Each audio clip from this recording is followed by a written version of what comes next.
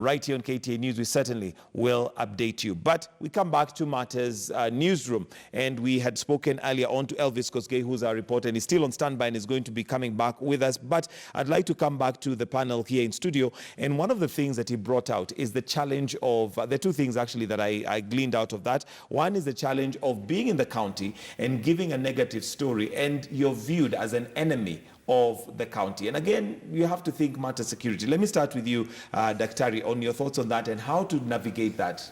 I think being a veteran journalist, I'd like to advise my young colleague, Elvis Kosgei, from speaking from a journalistic point of view, there's no negative story. What he's doing, he's bringing information objectively. It is now up to the people who are receiving that information to perceive it either negative or positive. For him, he has a responsibility to bring information as objectively as he possible. Can. So therefore, it's not for him to judge whether it's negative or positive. What about the risk element? Because here you are in a county, and like you mentioned, there is the question of bringing out a story that may be perceived by the locals, yes, or the executive, the local executive, the county government, as a negative story.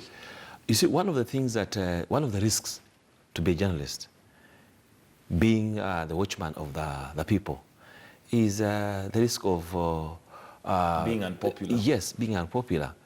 And being unpopular, as long as you have facts, I think it is always important for you to know that once you get information out there to your newsroom or churn out a story, you have facts. Check and check and check. As long as you've gotten the story from an authentic source, I think it's prudent for you to pass on the information. Those negativities or those negative feelings from those you are covering, they always come out. They'll always come out. They always come out. All right. Chris Pasiankem, your thoughts on the fact that some of the stories may be viewed as very negative and highlighting the county government in a negative light, yet that is your base, that's where you work.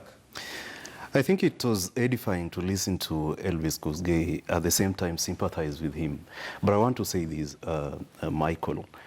Journalism must speak, and journalism must speak exactly when it matters, and it must speak to facts. And what Elvis Kosgei is talking about, those are facts. I want to say this. I think going forward, what we need is a lot of capacity building, especially for our correspondents.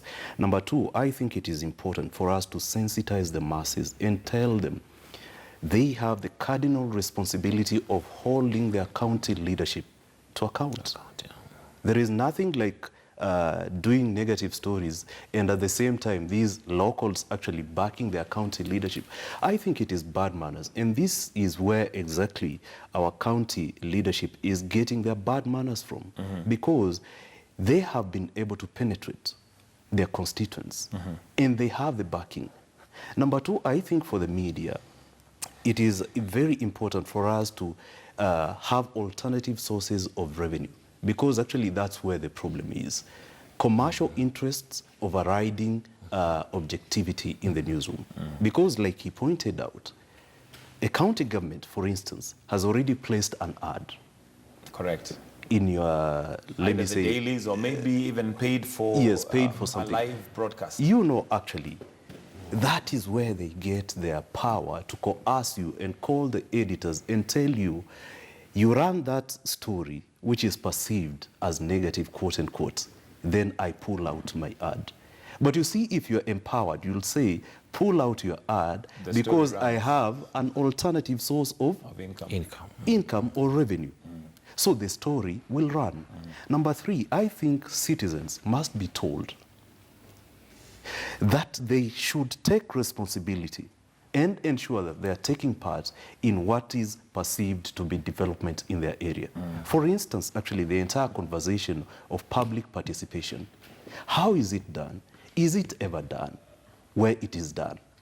What are the critical issues that come out? Because we've seen cosmetic public participation in most of the counties, whereby citizens or constituents do not have that responsibility of that of taking charge of what is perceived to be the #1 development agenda or maybe the first project. This is why when you walk across some of the counties, you'll come across some very, very funny projects, and they are branded in screaming headlines that this was funded by the county government of, let me say, and let me not actually mention whichever county it is. All right, and I want to bring in Elvis Kosgei. And Elvis, one of the other things that we have seen come up with covering stories in the county level is that most county governments now have a communications office. They have a journalist sometimes who has now become their communication advisor. So Elvis, how is it, or director, communications director, how is it working with county government in terms of getting information? Because of course, one of the reasons why they would have that communications advisor is to ensure the information that comes out is information that favors them, which may not necessarily be the best in terms of what you would want to cover as a story. So how has it been, the relationship between you as a journalist and the county government, given that now they have a press secretary or a communications advisor? Okay, Mike, for my case here in Uasin Gishu County, I can say the director of communication here in the region at least sometimes avails the required information to the media houses here in the Uasin Gishu County. But what I can say is the access to information has become a bit difficult. I think it's high time for the governor and also the office of the director of communication to also give the official an ample time to respond to some of the issues. Of course, they decide which is a good story, which story we should air, which one should not. So I think also it negates the aspect of good journalism. Maybe if the executive will also give the county officials an opportunity to respond to some of these stories, will also help us as journalists at least to highlight those stories instead of saving good stories and bad stories. Because we may caught up at the end of the day doing a public relation exercise to the county government. All right, and do you see the communications director sometimes can be an impediment to you getting the truth of the story, because this is your connection to the executive or to the county government, yet he has been put there specifically to ensure that he controls the communication and ensures that it's sanitized? Mike, the director of communication, of course, works under the duress of the governor. And at the end of the day, he will do what he can to make sure that the governor, at least a negative story does not come out from the county. The same applies also to the county assemblies, where maybe the speakers, the leader of majorities also have their PAs. Maybe they'll want a good story to come out of the county assembly and not negative stories as impacted by the county assembly and the executive.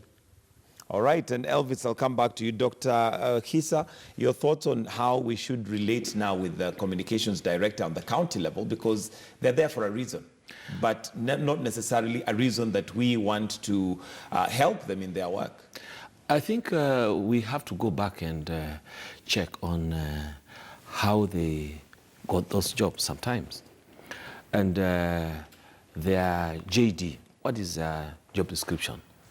They are supposed to be the link between the county and the media as one of the stakeholders of the counties. But leaving that aside, we have perpetually seen counties or politicians, for that matter, politicizing every aspect of information that comes out of the county that they perceive to be not favorable to them. They politicize it and say, like Elvis has just said, that if something comes out that they perceive is not favoring them, they say, you have been paid by our political enemies. You understand? So that's one of the things that we really need to look at. And I think if the people of Kenya who voted for the Constitution and the devolution itself know their rights, they will support the journalists, because the journalists are there for their good. And looking at now this 6th devolution conference that is taking place in Kirinyaga, I have actually seen a lot of positive things that the media need to bring out. For example, the president was saying yesterday, his cry against corruption is basically saying the money that we have brought to you, the counties, why are you squandering this money? He brought that thing out. Those are two salient issues that the president brought out. The squandering of funds in the counties. He was so strong on it. And the other thing, he was saying that why can't the counties look at value add of what the counties are doing? And I remember he gave an example of Kirinyaga and Makwena doing the mango juice. Yes, the mango factory and Yes, also yes, the milk processing farm. And those are some of the things that I feel journalists in the counties can try to pursue. And as they pursue these stories, like my brother Crispus talked earlier, is that we can replicate some of these things so that the counties can work, because we as Kenyans wanted counties. All right. Crispus, your thoughts on the relationship between now the media and the government, given that there is a communications director in between who is definitely not there to give us bad stories, but to give us the positive of the executive of each county? You know, Michael, that's their job. And I think we need to be realistic here. So we have to go over. When you are hired by somebody, you are supposed to do You have the whims of the boss. what exactly you are hired for. And I think for us to imagine that the director of communication of, let me say, for instance, Uasin Gishu County would actually act contrary to what his boss thinks, I think will not be realistic there. But having said that, I think it is very important, because I've seen actually various forums being organized for this director of communications. I think the last one that I saw was last year, and that brings a lot of questions in terms of what the Governor's Council should do going forward. But the point I wanted to make is this. The director of counties, communication, the director of communication within the various counties that we have, whether you want to call them public relations officers or whatever, have got a responsibility of helping the leadership of their various counties to tackle misinformation, to bring out what they think is right, and help journalists cover them in a better manner. That's one. That's their job. Number two, I think it is better for them to start now organizing forums with various correspondents that we have within their counties, and ensure that they have access not just to the governor, but to the deputy governor, to the county assemblies, to all those people who matter, whether it is CECs. Because looking at the various counties that we have, the governor and maybe the speaker of the county tend to overshine every other person, without knowing that a CEC might have better information to put across than the governor. I think it is a better thing because in the second term, in most counties, we've seen that infighting between, let me say, the governor and maybe the deputy governor has gone down. For instance, that was witnessed in the first term of the governor for Machakos, Mutua.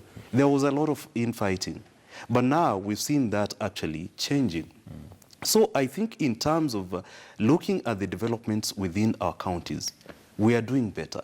But we can do better if actually the director of communication within these counties can open up the space so that the media can tell their stories in a better manner. All right, and we'll soon need to wind up, but let me start with Elvis Kosgei, who's going to give us his closing remarks. But Elvis, what is it that you feel would give you more power to work better and make you more effective in working in the county? Okay, I think the Media Council of Kenya should create awareness so that we understand about devolution laws and also the county laws.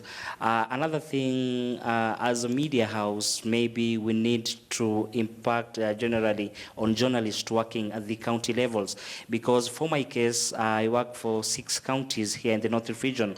Like I told you before, Turkana County, West Pokot, Nandi, Elgeyo Marakwet, Uasin Gishu, and also Trans Nzoia.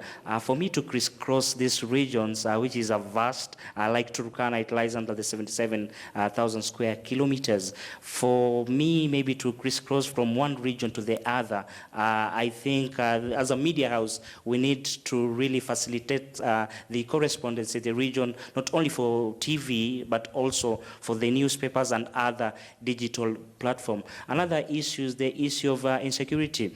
Maybe in the North region, you cannot compare it maybe to Western or let's say Nyanza. Along the Kerio belt, we're having the issue of the runaway insecurity, where bandits believed to be from the neighboring communities have been wreaking havoc. Now, as a journalist who is working in the region, where even the police cannot maybe access those places because of security is concerned, maybe in the near future, as a media house, we need at least to put in place tough and innovative policies that will help journalists across the country to get or disseminate information in the right time.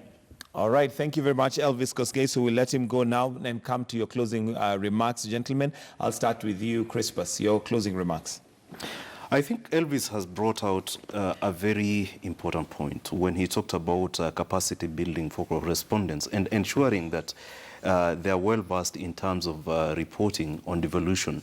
I think it is critical for us to take that home and ensure that our various correspondents, for instance, the County Governments Act, what exactly does it say? The Intergovernmental Relations Act of 2012, what exactly does it say? Do our correspondents understand how devolution is housed in the Constitution, the objectives of devolution? So I think it is a pregnant question that media houses must take and tackle. Number 2, going forward, I think it is important, like I said before, for us to be deliberate. As much as we may want to focus on the negatives, let us also focus on the positives. For instance, not too long ago, I saw an MCA in one of the counties.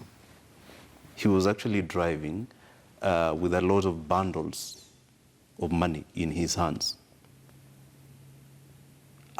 I think that was a clip going around in the social media. Social media cycle. Yes. I think as much as we focus on that, we may also want to focus on the positives and take the conversation forward by telling the stories of how even these counties can be able to generate their own revenues. Do we at some point need to collapse some of these counties? For instance, counties like Lamu, do they have the capacity? Does it have the capacity of generating its own revenue?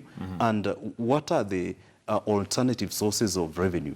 Should we actually have a conversation of collapsing some of them and now taking the discussion forward towards what is now being called economic blocks? Okay. Yes. I'll need to hear closing comments, Daktari, as we wind up.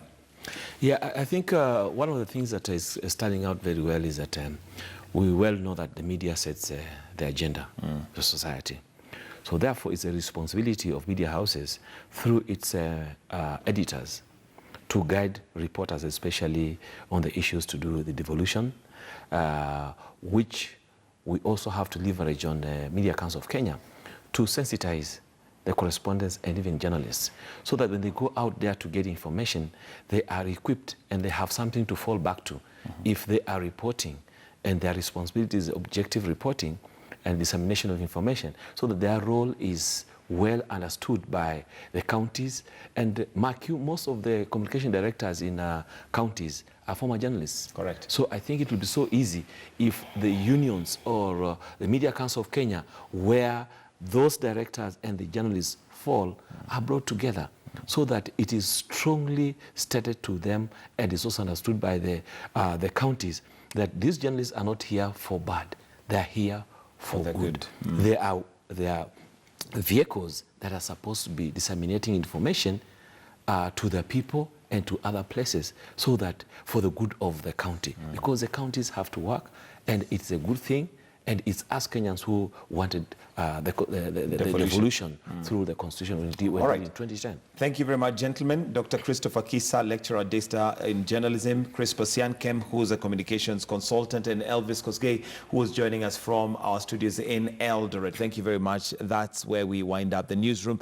But before we take a break, I'd like us to just cross over back to our reporter, or rather to Philip Keitan, who is at the airport. And initially, he had given us indications that there is a standstill, things are not going on. And Philip, I'm not sure if there's any change on that, but also maybe just to bring in the business aspect of it and what Kenya stands to lose when a major hub like the Jomo Kenyatta International Airport is at a standstill. Well, Michael, Kenya stands to lose a lot, especially now that you may understand even cargo flights maybe have not even left. So if there are goods that were added for a destination and they were needed at a particular time, they will not make it on time. There are people who are going for business, like some of us who are going for assignments and business elsewhere in the country. We are all stuck here. So everything is on a standstill at the moment. The country is set to lose a lot. Businesses even here within the airports are closed, especially those businesses that like duty-free shops. They are all closed because no one is accessing the terminals. So at the moment, the country is going to lose a lot. Okay, and from the time we spoke to you, Philip, I keep calling you Elvis, sorry for that. Philip Keitan, has there been any change? Have you managed to see anybody in authority to give an idea of what the issue is? I've seen a number of vehicles with blue number plates running around. I don't know whether they're coming for a meeting or what is happening, but they are just moving at a high speed. I don't know where they're heading to. Nobody is saying anything, so we are just sitting here. In fact, as I told you earlier, I've seen more people now calling their cabs back and they are going home. So it seems people are losing hope that this thing may not be resolved early enough or even today. Right, and until we get our cameras there, maybe just give us a description of what the place looks like. I can only imagine all the passengers who have come there right from early in the morning till now and not going anywhere. The place must be chock-a-block. It must be pretty much a mess. It is indeed a mess. People are sitting on their luggages. People are walking around now. Some have been sitting here for a long time, so they are trying to stretch their feet. Some are calling their families to console whether they should go back home. If you had a business meeting that you are supposed to go for, it's like people now are trying to call and see if they can postpone it or they can see if they can find a solution to the current problem. All right, and Elvis, maybe just before we let you go on the business side of it, when a flight is delayed, it obviously has a ripple effect, especially for some of the passengers who may be connecting with other flights. Is it clear whether Kenya Airways, if this is indeed their fault, are going to be taking up the responsibility of compensation? Because there are those who may have to take up accommodation. There's a lot of inconveniences. Some may have to pay for taxis that they had not planned for. Do you know whether the authorities would be willing to even take up some of the cost if it's their fault? Well, unless they go to court, but I don't think Kenya Airways will agree to take such responsibilities, especially now that they're even struggling themselves. So asking them to cater for accommodation for passengers that they were ready to transport them and fly them to their destinations and telling them now to pay for their accommodation, I don't think they'll be willing to do that. But some people will go to court. Some people, maybe in the coming days, we will know how the ripple effects from today's strike by KCAA workers. All right, thank you very much, Philip Keitan, who's still at the airport and will keep us updated and abreast of what is happening. In case you're joining us now, there seems to be a standstill at the JKIA, and this could be as a result of the Kenya Airways and KAA staff who are on a go-slow. But that is still not clear. What we know is that flights have been affected and passengers are stranded at the Jomo Kenyatta International Airport.